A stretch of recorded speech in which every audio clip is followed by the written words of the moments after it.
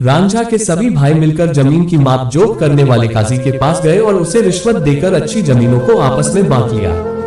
बंजर और बेकार जमीन रांझे के हिस्से में आई। ये सब देखकर रांझा के दुश्मनों की खुशी का तो ठिकाना नहीं था।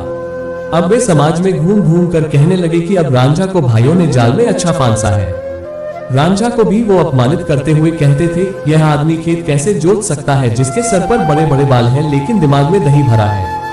ऐसे आदमी से कौन औरत शादी करेगी जो जिंदगी में कभी कुछ नहीं कर सकता।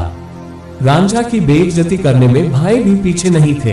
वे कहते, उसने तो औरतों की तरह चूड़ियां पहन रखी है, दिन भर बांसुरी बजाता रहता है और रात भर गाता रहता है।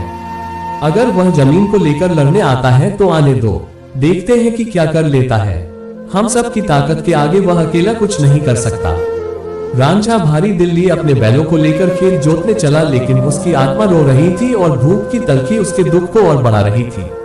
खेत जोतते हुए जब थक गया तो वह छाया में जाकर लेट गया और आराम करने लगा।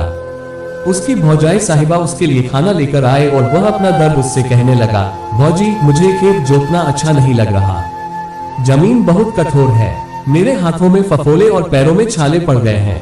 पिताजी जिंदा थे तो कितने अच्छे दिन थे, जाने वे कहां चले गए और ये बुरे दिन मुझे देखने पड़ रहे हैं। साहिबा ताना मारते हुए बोली, वैसे तुम तो बस अपने पिता के ही दुलारे थे, माँ के लिए तुम शर्मसार करने वाले बेटे थे।